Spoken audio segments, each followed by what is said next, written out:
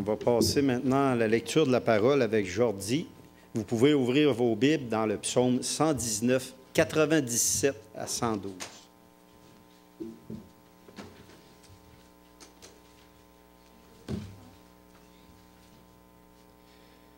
Combien j'aime ta loi, elle est tout le jour l'objet de ma méditation. Tes commandements me rendent plus sage que mes ennemis, car je les ai toujours avec moi. Je suis plus instruit que tous mes maîtres, car tes préceptes sont l'objet de ma méditation. J'ai plus d'intelligence que les vieillards, car j'observe tes ordonnances. Je retiens mon pied loin de tout mauvais chemin, afin de garder ta parole. Je ne m'écarte pas de tes lois, car c'est toi qui m'enseignes. Que tes paroles sont douces à mon palais, plus que le miel à ma bouche. Par tes ordonnances, je deviens intelligent. Aussi, je hais toute voie de mensonge. Ta parole est une lampe à mes pieds et une lumière sur mon sentier. Je jure, et je le tiendrai, d'observer les lois de ta justice. Je suis bien humilié. Éternel, rends-moi la vie selon ta parole. Agrée, ô Éternel, les sentiments que ma bouche exprime, et enseigne-moi tes lois. Ma vie est continuellement exposée, et je n'oublie point ta loi. Des méchants me tendent des pièges, et je ne m'égare pas loin de tes ordonnances. Tes préceptes sont pour toujours mon héritage, car ils sont la joie de mon cœur. J'incline mon cœur à pratiquer tes statuts, toujours jusqu'à la fin. Que Dieu bénisse la lecture de sa parole. Amen. On va demeurer debout pour le moment de louange.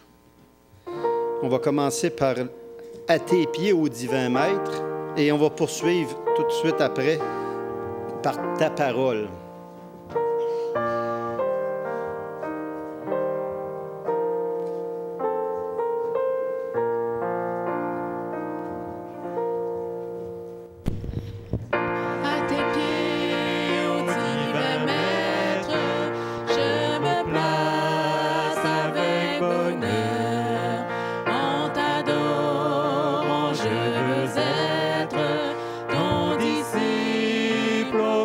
Sauveur, par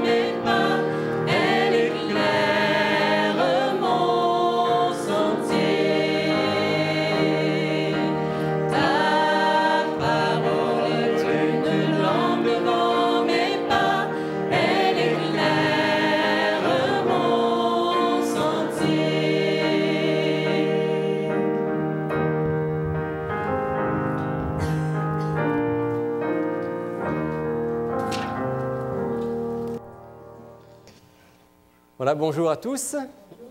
Ça fait plaisir d'être avec vous. Ça fait pas tout à fait un an que j'étais avec vous la dernière fois, mais je vois qu'il y a plusieurs choses qui ont changé. Déjà au niveau physique, je vois des choses qui ont changé ici dans cette église.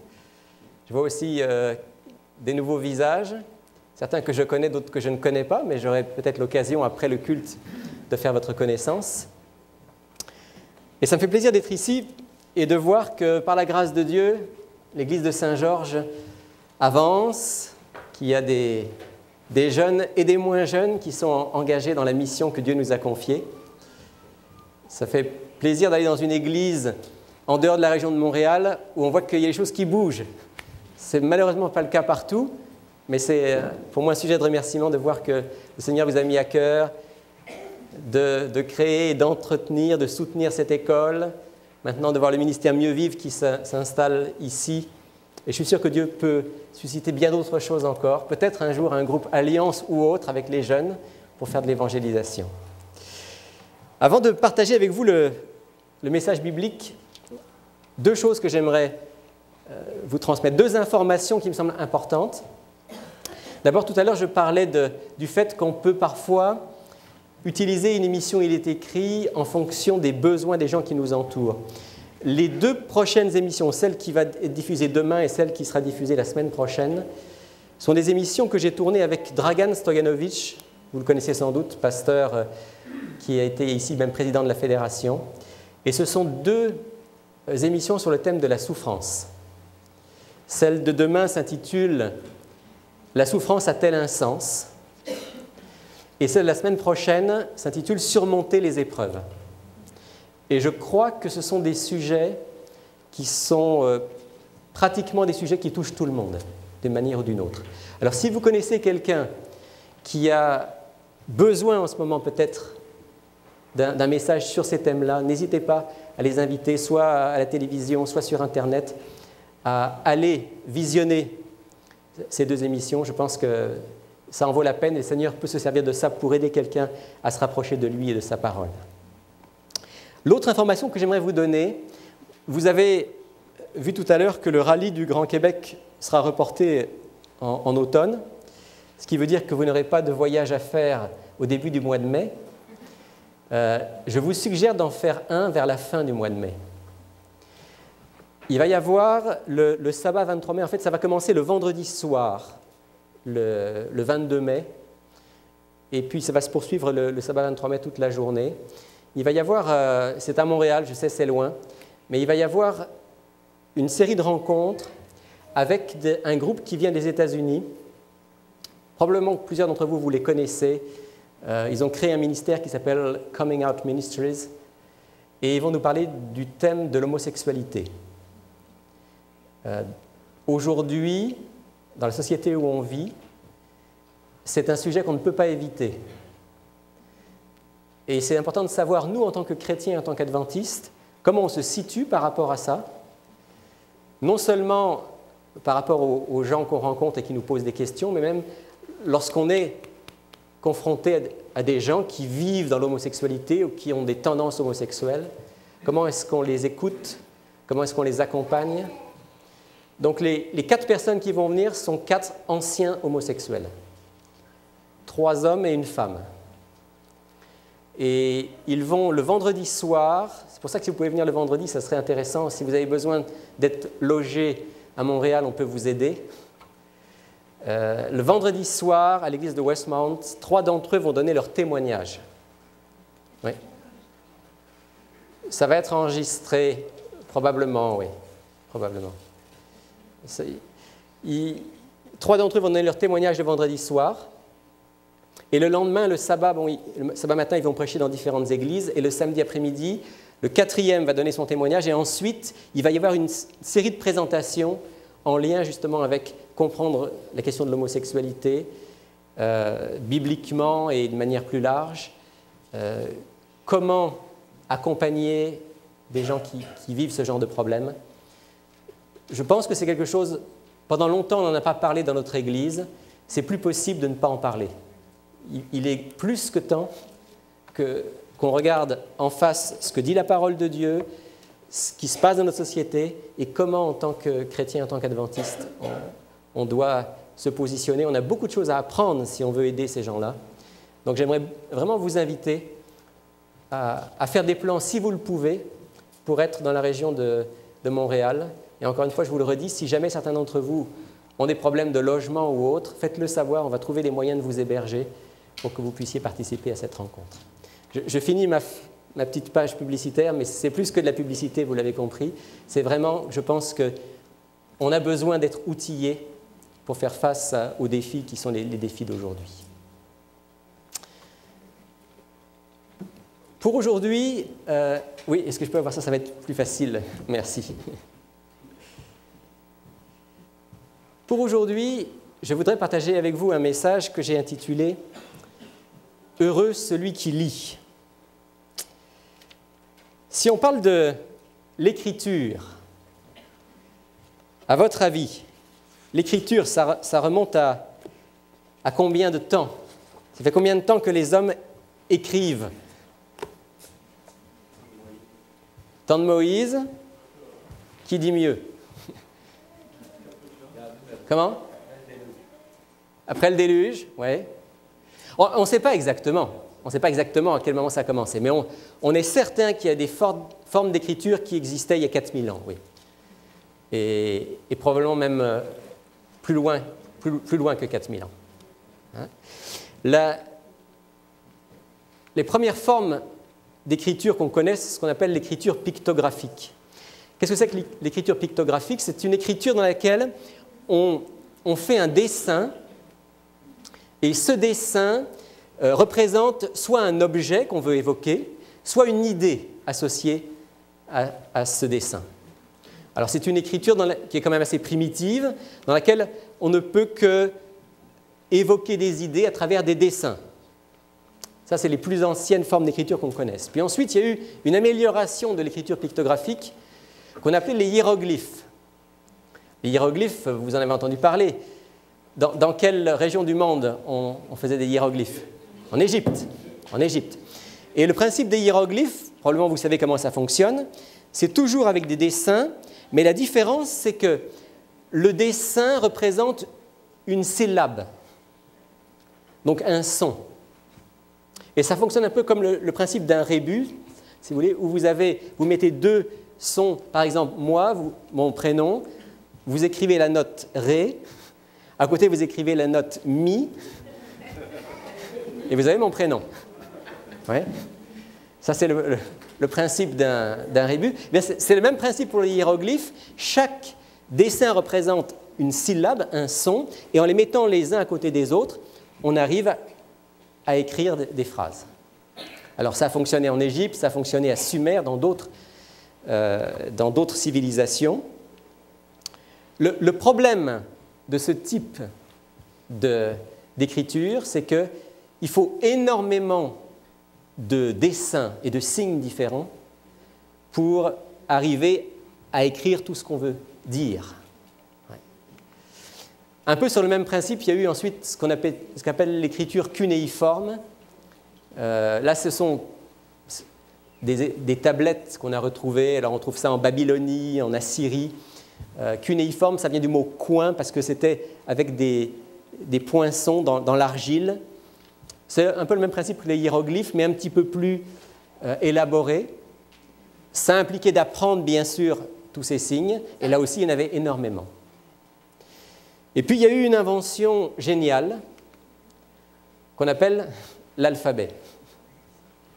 Et le premier alphabet, on est presque certain que c'était ce qu'on appelle l'alphabet phénicien. Je ne sais pas si vous situez la Phénicie sur une carte, au nord d'Israël.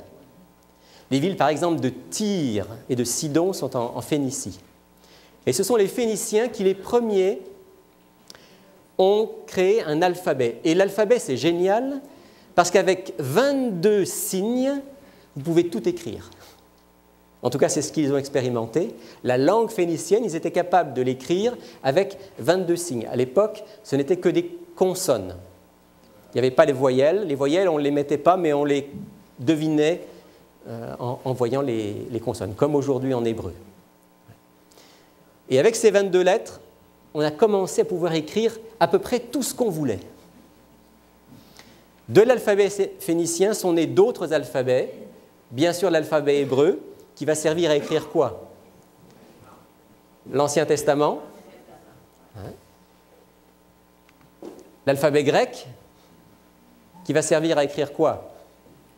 Le Nouveau Testament. Et puis l'alphabet romain, dont notre alphabet est directement dérivé. Et à partir de là, eh bien, effectivement, ça devenait possible d'écrire beaucoup de choses. Et le premier écrivain sacré, le premier écrivain biblique, c'est donc Moïse, comme vous l'avez dit tout à l'heure, environ 14 siècles avant Jésus-Christ, le premier auteur inspiré de la Bible, qui lui a écrit, a beaucoup écrit. Qu'est-ce que Moïse a écrit? Les 5 premiers livres, les 5 premiers livres de la Bible. Voilà. Et ça a donné donc, alors ça c'est maintenant, à l'époque l'alphabet n'était pas exactement celui-là, mais ça c'est un texte hébreu, peut-être certains d'entre vous savent lire l'hébreu. Si quelqu'un sait, vous savez ce qui est écrit là? Non? Bienvenue Rémi. Non, c'est pas ça, non. Ça, c'est pas écrit dans la Bible. Je lis juste la première ligne. Shema Israël, Adonai Eloheinu, Adonai Echad. Écoute Israël, le Seigneur notre Dieu, le Seigneur ou l'Éternel est un. Ça se trouve où ce texte? Voilà, c'est dans le livre de Deutéronome au chapitre 6, et c'est le texte que les Juifs pieux disent tous les jours. Chaque jour, dans une famille juive pieuse, on dit ce texte, Shema Israël. Donc, écoute Israël. À partir de là, chaque petit juif, depuis l'époque de Moïse et à travers l'histoire, a appris à lire. À lire cette belle écriture carrée qu'on trouve en hébreu. Il a appris à lire pour pouvoir connaître la parole de Dieu, les saintes écritures. Tous les membres du peuple d'Israël devaient savoir lire. Jésus lui-même a appris à lire. J'aime penser à ça. Jésus était un enfant comme tous les enfants. Il n'est pas né, contrairement à ce qu'enseigne le Coran. Le Coran enseigne que quand Jésus est né, tout de suite après, il s'est mis à parler. Ça, c'est dans le Coran. C'est dans les évangiles apocryphes aussi. Ce n'est pas dans l'évangile tel qu'il nous a été donné. Jésus a appris à lire. Sur les genoux de sa mère ou de son père, à la synagogue avec le rabbin. Jésus a appris à lire. Il a appris à lire, bien sûr, les Écritures. Et petit à petit, ces Écritures ont pénétré dans son esprit. Et il est devenu un amoureux des Écritures. Comme on disait tout à l'heure, il a été capable, au bon moment, de dire « il est écrit ». Et alors, le peuple d'Israël est devenu ce qu'on a appelé le peuple du livre. Le peuple du livre sacré. On dit d'ailleurs aussi que les adventistes étaient appelés le peuple du livre. Et je souhaite qu'aujourd'hui encore, on puisse l'être ou qu'on puisse le redevenir. Parce qu'il faut reconnaître que nous le sommes moins que nous ne l'avons été. Et que Dieu puisse faire de nous, à nouveau, le peuple du livre. Et ce que je vais partager avec vous pendant quelques minutes, c'est vraiment dans ce sens-là, que Dieu fasse de nous, chacun d'entre nous, un membre du peuple du livre. Dans Apocalypse, chapitre 1, versets 1 à 3, il est dit « Révélation de Jésus-Christ que Dieu lui a donnée pour montrer à ses serviteurs ce qui doit arriver bientôt et ce qu'il a fait connaître par l'envoi de son ange à son serviteur Jean. Celui-ci a comme témoin annoncé la parole de Dieu et le témoignage de Jésus-Christ, tout ce qu'il a vu. Heureux celui qui lit et ceux qui écoutent les paroles de la prophétie et gardent ce qui s'y trouve écrit, car le temps est proche. Heureux celui qui lit et ceux qui écoutent. Parce qu'à l'époque, généralement, vous savez qu'aujourd'hui, à peu près tous, on a notre Bible, ou alors même en format informatique sur un téléphone ou sur un appareil électronique quelconque. À l'époque, ce n'était pas le cas. À l'époque, la Bible, où est-ce qu'elle se trouvait? Où étaient les rouleaux? À la synagogue. Les gens très riches, comme l'eunuque éthiopien, pouvaient se permettre d'avoir un rouleau. Mais le commun des mortels n'avait pas de rouleau. Donc, il y avait celui qui lisait à la synagogue, ou celui qui lisait plus tard dans les groupes de chrétiens où on se transmettait les lettres de Paul et de Pierre et de Jean. Puis il y avait ceux qui écoutaient. Et ici, cette première béatitude du livre de l'Apocalypse dit « Heureux celui qui lit et heureux ceux qui écoutent les paroles de la prophétie, qui gardent tout ce qui est écrit. » Heureux celui qui lit. Il y a une grande bénédiction dans la lecture. Dans la lecture de la Bible, dans la lecture des prophéties, dans la lecture régulière, persévérante de la Bible. Ce matin, à l'école du sabbat, Jean-Guy nous rappelait qu'on estime qu'il y a à peu près 50% des adventistes qui étudient l'école du sabbat. Ce qui est beaucoup ou pas beaucoup, suivant de quel point de vue on se place. Mais pour le peuple du livre, ce n'est pas beaucoup. Si je ne lis pas la Bible, il sera extrêmement difficile que Dieu puisse agir dans ma vie, transformer mon caractère, transformer ma famille et m'amener à grandir avec lui. L'Esprit Saint agit très rarement sans la parole de Dieu. Il n'agit jamais contre la parole de Dieu, Il agit parfois, dans des circonstances particulières, sans directement la parole, mais généralement l'Esprit Saint agit avec et à travers la parole de Dieu. D'où l'importance pour nous de lire et d'écouter la Bible en tant que parole de Dieu. Et encore pour nous aujourd'hui, quand on dit lire et écouter, ça peut être de plusieurs manières. On peut bien sûr lire le texte, ou le lire sur un ordinateur. On peut l'écouter sur un CD, avec une clé USB, se pénétrer les Écritures. Et ce que ce matin, j'aimerais vous inviter, c'est vraiment à faire une expérience renouvelée. Je sais que vous lisez la Bible, mais à faire une expérience renouvelée avec les Écritures. Ici, un texte du psaume 119 qui dit « La révélation de tes paroles est claire, elle donne de l'intelligence aux simples. » Et la première question que je voudrais vous poser, c'est « Avez-vous un plan personnel de lecture de la Bible ?» Et j'entends « oui », je suis content. Et je pense qu'on devrait tous avoir un plan personnel de lecture de la Bible. Qu'est-ce que j'entends par un plan personnel de lecture de la Bible ? Quand Dieu s'est révélé à Moïse et qu'il lui a dit d'écrire, ce qui était écrit dans les livres de Moïse, ça devait être lu chaque année. Vous vous souvenez à quel moment ça devait être lu ? Ça devait être lu aux oreilles de tout le peuple, tous les ans. Non, pas à la Pâque. Non, pas le 1er janvier, parce qu'à l'époque, le 1er janvier, c'était rien du tout. Le début de l'année juive n'était pas situé au 1er janvier, était situé d'abord au printemps, un peu avant la Pâque, puis plus tard, en automne.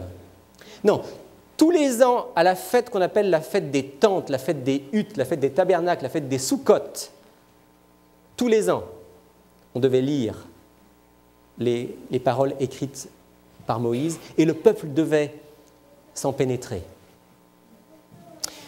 Et moi, ce que je crois, c'est que nous devrions, en tant que chrétiens adventistes, lire la Bible. Et je vais même aller un peu plus loin. Si possible, nous devrions la lire tous les ans.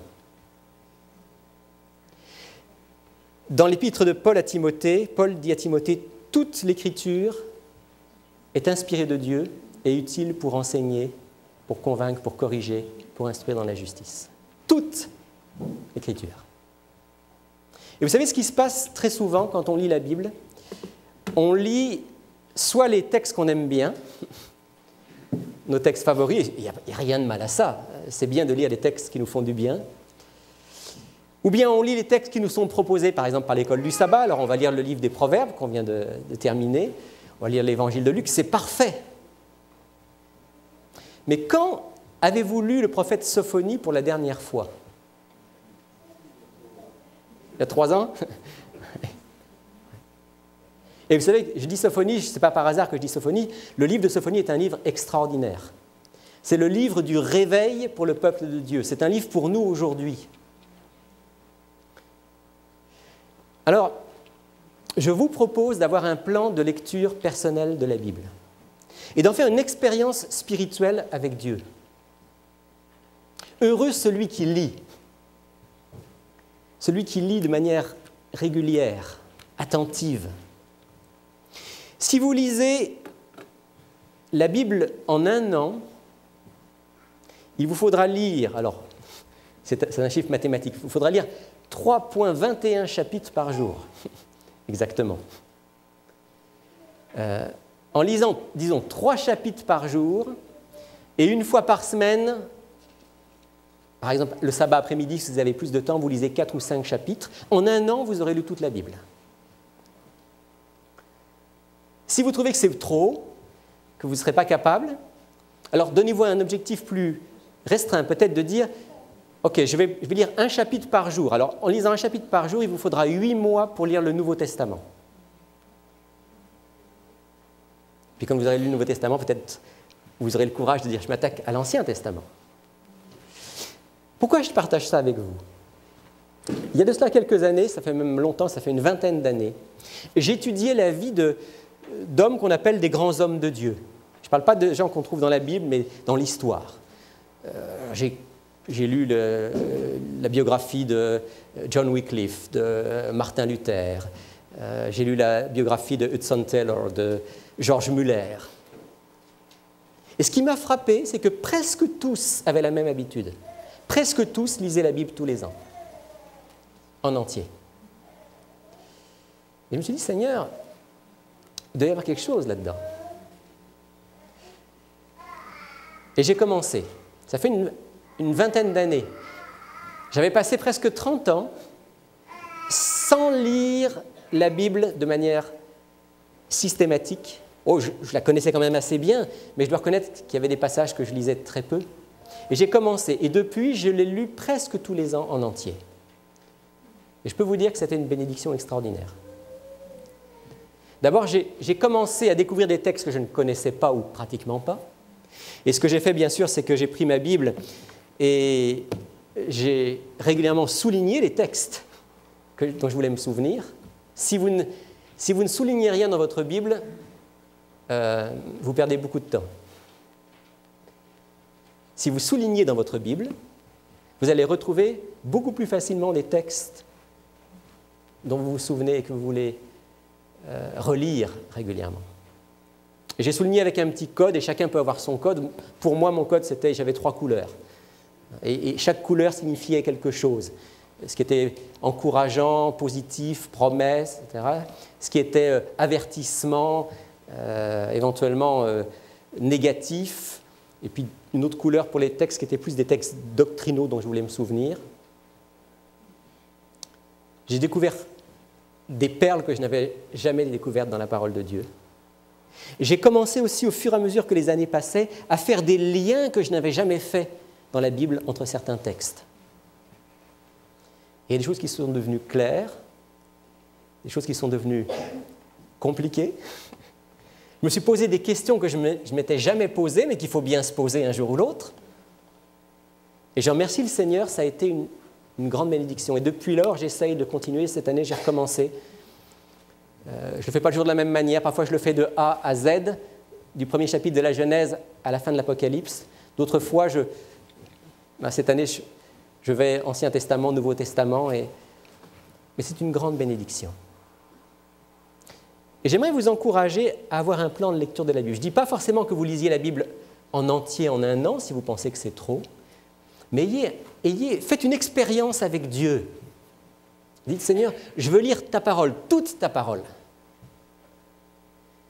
Et je voudrais que tu puisses, à travers cela, m'enseigner, me transformer, m'aider à grandir spirituellement et à pouvoir partager aussi avec ceux qui m'entourent. Et ça me rappelle l'histoire d'un ami qui est devenu un ami. Il s'appelle Patrick. Il n'est pas ici au Québec, il est en France. L'histoire que je vous raconte a déjà quelques années. Patrick, c'est quelqu'un qui n'était pas croyant, en tout cas qui se définissait comme non-croyant.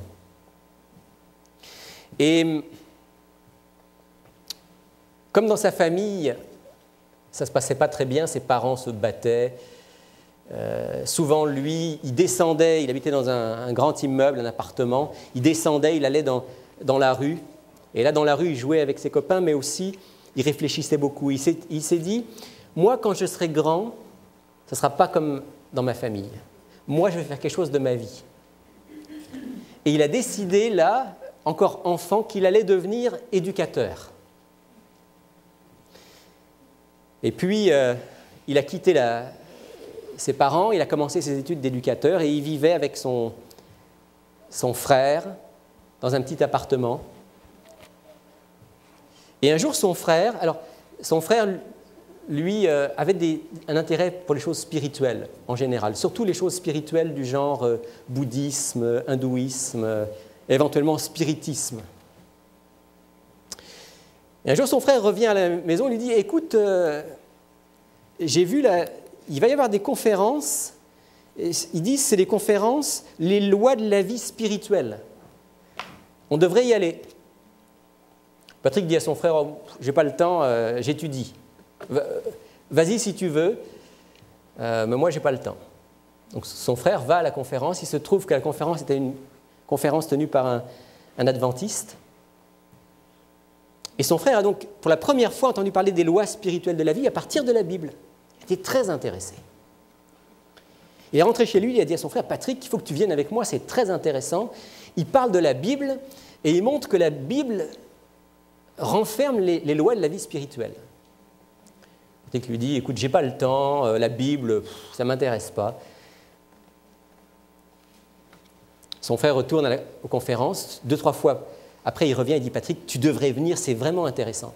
Et Patrick lui dit, mais écoute, j'ai pas le temps, et puis la Bible, c'est vraiment pas un livre intéressant. Et là, son frère lui dit quelque chose qui l'a fait réagir. Son frère lui a dit, écoute, je trouve que pour un futur éducateur, tu n'es pas très ouvert. Et ça, c'est l'injure suprême pour un éducateur. Parce qu'un éducateur, c'est ouvert.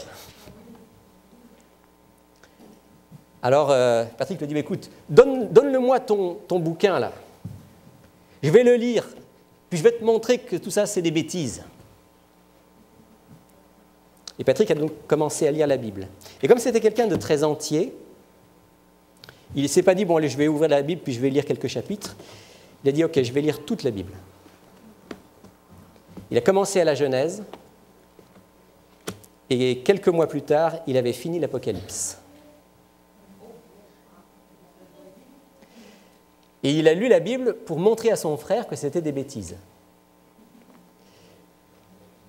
Et quand il a eu fini de lire la Bible, et c'est lui qui m'a raconté cette histoire, il dit, quand j'ai eu fini de lire la Bible, je n'avais pas la foi.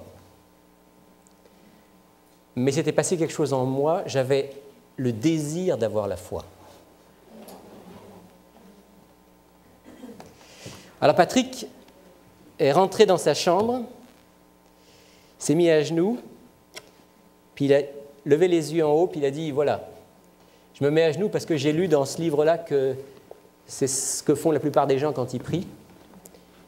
Moi, je ne sais pas si je parle à quelqu'un là ou si je parle dans le vide. Si je parle dans le vide, de toute façon, ce n'est pas grave, le ridicule ne tue pas. Maintenant, si je parle à quelqu'un, si tu existes, je vais faire une chose. On dit que ce livre, c'est ton livre. Je l'ai lu une fois, il y a des choses qui m'ont interpellé, je vais le relire. Là, il y a encore 2 possibilités. Tu existes et tu me donnes la foi. Alors là, je te promets que je vais te consacrer ma vie jusqu'à la fin de mes jours. Ou bien tu existes et tu ne me donnes pas la foi. Alors là, je te le dis, au jour du jugement, on sera 2. Il a parlé comme ça. Et il a recommencé à lire la Bible. Et il l'a lu à nouveau, du premier chapitre de la Genèse au dernier chapitre de l'Apocalypse. Et c'est dans cette deuxième lecture que le Saint-Esprit a touché son cœur et qu'il est devenu croyant, qu'il est devenu chrétien, qu'il est devenu un membre de notre Église. Il avait fallu lire 2 fois toute la Bible. Mais ce qui était intéressant, c'est que quand il s'est converti et qu'il est rentré dans l'Église, dans certains domaines, il en savait plus que la plupart des gens qui étaient dans l'Église. Parce qu'il avait lu la Bible en entier. Et la parole de Dieu, lorsqu'on la lit avec un cœur ouvert, Dieu lui donne une puissance. Ce n'est pas qu'il y ait une puissance dans les mots en soi, mais il y a une puissance dans le message et Dieu l'utilise pour changer des vies. Alors, je m'adresse ici à des gens qui probablement sont déjà des croyants, tous, en tout cas la plus grande partie. Mais moi, je crois que, comme pour Patrick, comme c'était le cas dans ma vie et dans beaucoup d'autres vies, si vous aussi vous faites l'expérience de lire et de lire l'ensemble de ce message, pas pour pouvoir dire à la fin de l'année « Hey, j'ai lu la Bible en entier », mais pour dire « Seigneur, ça va être une expérience avec toi. Je connais ta parole, mais je la connais encore bien imparfaitement. Permets que je puisse découvrir ce que tu as à me dire durant cette année dans ta parole. » Je suis persuadé que Dieu va vous permettre de vivre de belles expériences. Alors, avez-vous un plan de lecture personnel de la Bible? Je vous encourage à en avoir un et à faire cette expérience. Je vais passer rapidement sur d'autres choses. Oui, juste cette question-là. Lire dans un livre ou sur un ordinateur, ou sur une tablette, ou sur un téléphone. Vous pouvez lire, bien sûr, l'un ou l'autre.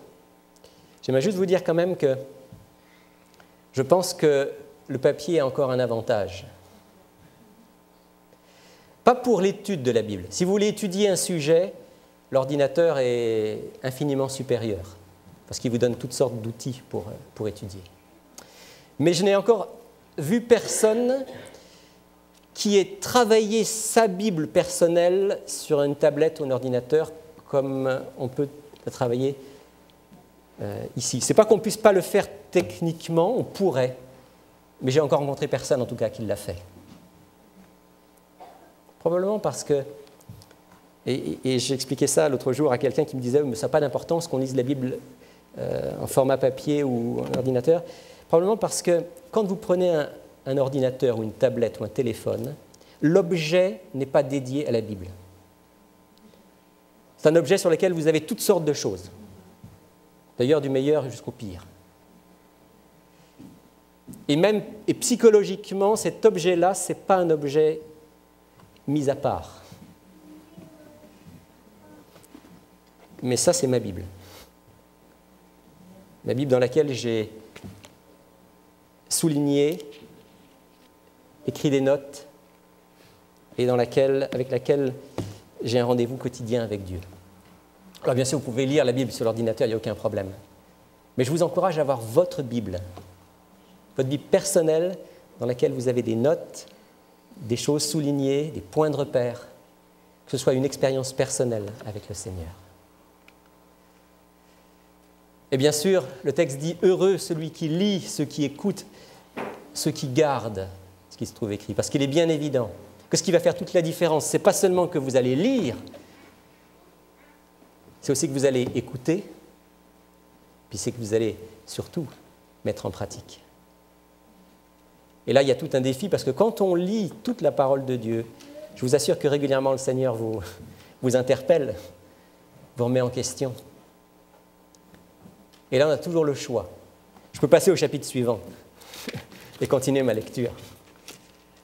Ou bien je peux dire, OK Seigneur, là tu es en train de me dire quelque chose. À titre personnel, ce que je fais maintenant, c'est que à côté de ma Bible, j'ai un carnet. Ça peut être un cahier, dans lequel j'écris les questions que le texte suscite en moi, les interpellations que le Seigneur me fait, les promesses que je veux vraiment faire miennes. Et ce carnet devient un petit peu comme un carnet de ma vie spirituelle avec Dieu à travers sa parole. Et je vous encourage à avoir quelque chose comme ça. Comme un recueil des pensées que Dieu suscite en vous à partir de sa parole. Et vous verrez combien Dieu nous fait grandir à travers cette expérience. Je terminerai avec cette citation. C'est Ellen White qui parle dans le livre La tragédie des siècles. Elle dit « Les bonnes intentions ne suffisent pas. Ce n'est pas assez de croire bien faire ou de faire ce que le pasteur nous conseille. Quand le salut de notre âme est en jeu, nous devons nous livrer à des recherches personnelles. Le premier, le plus important devoir de tout être raisonnable, c'est d'apprendre par les Écritures ce qu'est la vérité. Nous devons chaque jour étudier la Bible avec diligence, nous arrêtant avec soin sur chaque pensée en comparant les versets entre eux. L'étude de la Bible devrait toujours être accompagnée de prières. Seul le Saint-Esprit peut nous faire sentir l'importance des choses faciles à comprendre ou nous empêcher de tordre des vérités difficiles à concevoir. Les bons anges ont pour devoir de préparer nos cœurs à comprendre l'Écriture de façon que nous soyons charmés de sa beauté, avertis par ses enseignements, fortifiés par ses promesses. Nous devons faire nôtre cette prière du psalmiste « Ouvre mes yeux pour que je contemple les merveilles de ta loi ».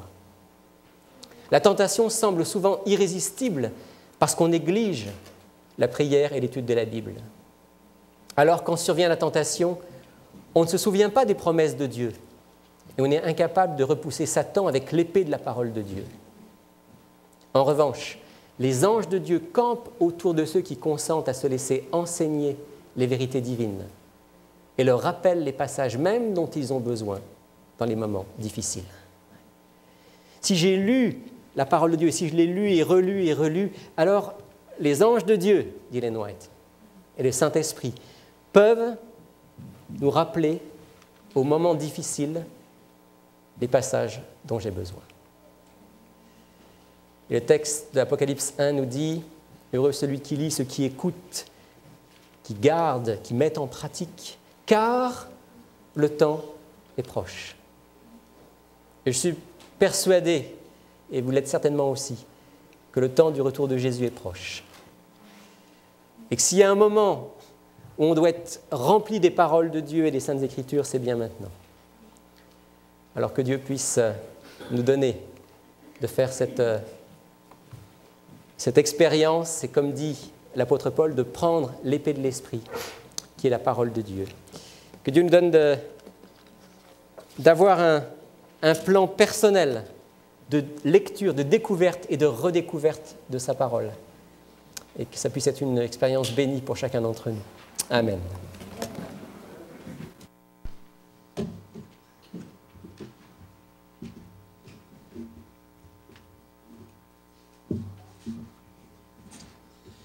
Si vous voulez vous lever debout, on va chanter un dernier chant. Livre sacré, lumière étincelante.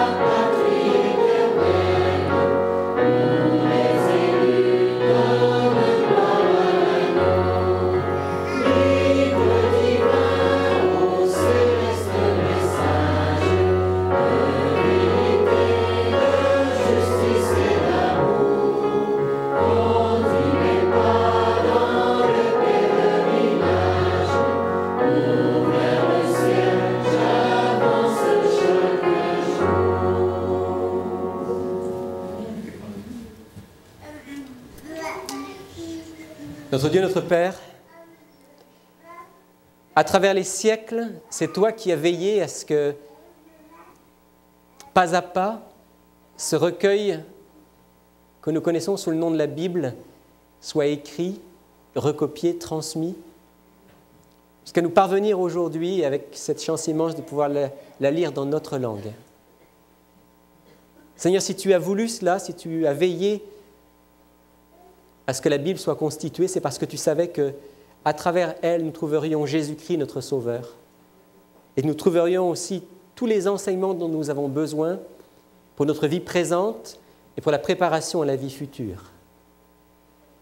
Seigneur, j'aimerais te demander pardon de ce que trop souvent, nous ne sommes pas conscients de la grandeur de ce trésor et nous ne le lisons pas avec l'assiduité, la régularité, avec ce cœur ouvert comme nous le devrions.